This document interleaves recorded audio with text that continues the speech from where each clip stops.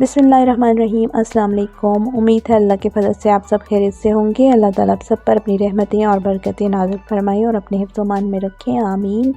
तो जी आज आपके लिए मैं बना रही हूँ बहुत ही डिफरेंट स्टाइल से बैंगन आलू। ज़रूर ट्राई कीजिएगा, बहुत मज़ेदार बनते हैं। तो रेसिपी स्टार्ट करने से पहले मेरी आप लोगों से गुजारिश है कि मेरे चैनल को सब्सक्राइब कर दीजिए और बेल आइकन को भी प्रेस कर दीजिए। बिस्मिल्लाहिर्रहमानिर्रहीम। सबसे पहले मैंने आलू इस तरीके से काट लिए, चिप्सों की तरह, आप जैसे मर्ज़ी काट सकते हैं।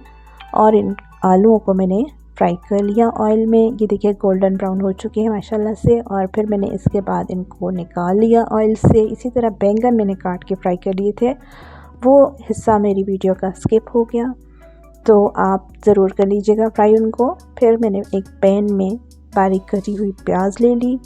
बारीक कटी हुई प्याज में थोड़ा सा कुकिंग ऑयल शामिल किया और उसको मैंने गोल्डन ब्राउन कर लिया। बहुत ज़्यादा मैंने नहीं ब्राउन किया, हल्का सुनहरा कलर जब आ गया तो इसके बाद मैंने इसमें शामिल किया नमक, कुटी हुई लाल मिर्च का पाउडर, खुश्क धनिया, और इसके बाद मैंने शामिल किया गरम मसाला। ये चीज़ें शामिल करने के बाद थोड़ी देर इनकी भुनाई की और इनको भूनने के बाद मैंने शामिल किया इसमें दही।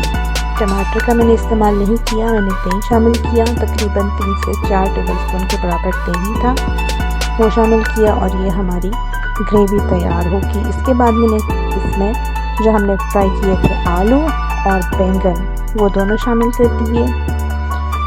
तो इनको थोड़ी देर के लिए दम पर पकाया और हमारे बहुत ही मज़ेदार से ये बैंगन आलू तैयार हो गए। ज़रूर ट्राई कीजिएगा और मुझे बताइएगा कि कैसे बने। जो नहीं खाता बैंगन वो भी ज़रूर खाएगा। दुआ में याद रखिएगा। खुश रहिएगा। अल्लाह हाफ़िज़।